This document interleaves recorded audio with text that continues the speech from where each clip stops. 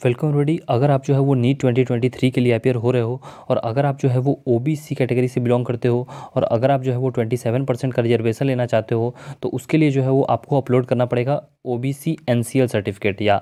Okay. तो ध्यान रखिए ओबीसी एनसीएल, ऐसा नहीं कि ओबीसी सर्टिफिकेट, दोनों में डिफरेंस होता है। और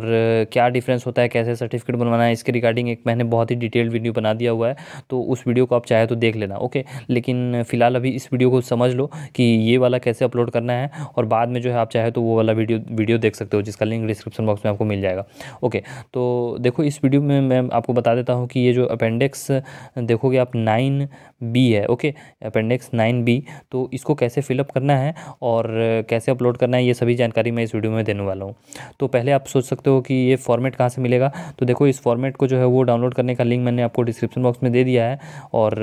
यहाँ पे आप जाओगे तो आपको जो है वो ये वाला PDF मिलेगा जिसमें जो है वो आप यहाँ पे आओगे तो देखो यहाँ पे लिखा रहेगा डिक्लेरेशन बाय द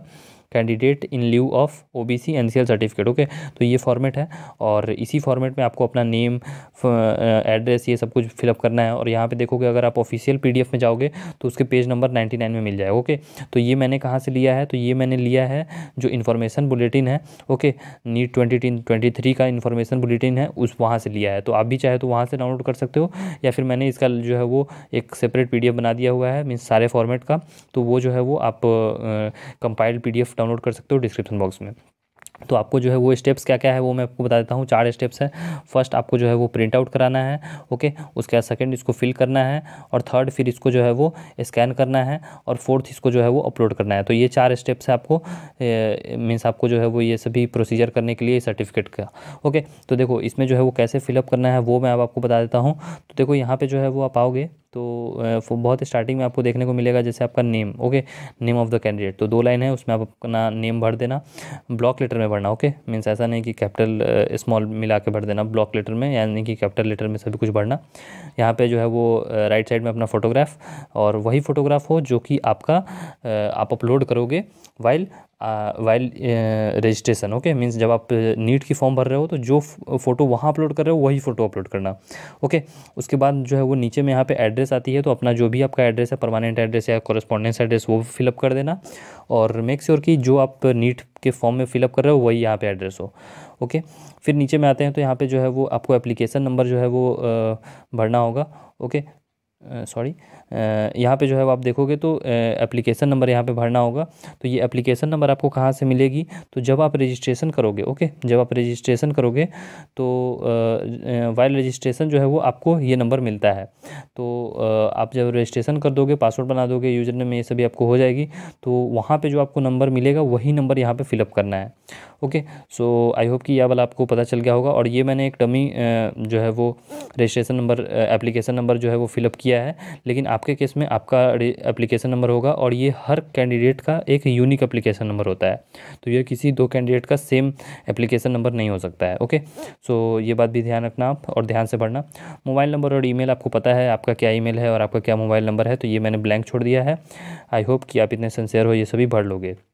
फिर नीचे में यहाँ पे कुछ डिक्लेरेशन लिखी गई हुई है, तो मैं इसे आपको जो है वो शॉर्ट में समझा देता हूँ क्या लिखा गया हुआ है। यहाँ पे लिखा गया हुआ है कि आप जो है वो 1 अप्रैल 2022 से 31 मार्च 2023 के बीच का आपके पास अभी सर्टिफिकेट नहीं है, लेकिन वाइल काउंसलिंग आप जो है वो ये सर्टिफिकेट जो है वो प्रोवाइड कर दोगे, तब तक जो है वो प्रोविजनली आपको एक्सेप्ट किया जा रहा है और हेंस आप जो है वो अभी एग्ज़ाम लिख सकते हो, यही यहाँ पर बात लिखी गई है। और अगर आप जो है वो एट टाइम ऑफ काउंसलिंग जो है वो अगर आप OBC NCL सर्टिफिकेट नहीं प्रोड्यूस कर पाते हो तो इन दैट केस आपको जो है वो जनरल कॉमन रैंक लिस्ट से मीन्स यानी कि जनरल कंसीडर करके आपको सीट अलॉट किया जाएगा, वही यहाँ पे लिखा गया हुआ है।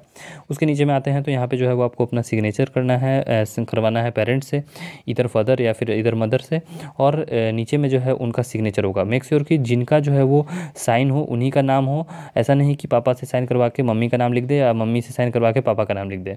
अगर पापा का साइन है तो पापा का नेम, मम्मी का साइन है तो मम्मी का नेम, और ऊपर में जो है वो सिग्नेचर होगा, नीचे में ब्लॉक लेटर में उनका नेम लिखाएगा। फिर नीचे में यहाँ पे आपका जो है वो अपना सिग्नेचर होगा, सिग्नेचर ऑफ एप्लीकेंट में आपका अपना सिग्नेचर ओके, जो अपीयर हो रहा है एग्ज़ाम के लिए, और यहाँ पे डेट जिस दिन जो है वो आप साइन करवा रहे हो या कर रहे हो उनसे, और मेक श्योर कि जो है वो ये डेट आपका फॉर्म अपलोड करने कि एक दिन पहले या फिर जो है वो उसी दिन का हो। ऐसा नहीं कि आप मीन्स सपोज करो कि 30 मार्च को जो है वो आप अपलोड कर रहे हो और डेट 2 अप्रैल का। ओके, ऐसा नहीं होना चाहिए। तो इन सभी चीज़ का भी ज़रा ध्यान रखना। सो आई होप कि आपको जो है ये समझ में आ गई होगी कि OBC NCL सर्टिफिकेट का ये जो डिक्लेरेशन है वो कैसे भरना है। और एक चीज़ ध्यान रखो कि यहाँ पे लिखी गई हुई है कि आपके पास सर्टिफिकेट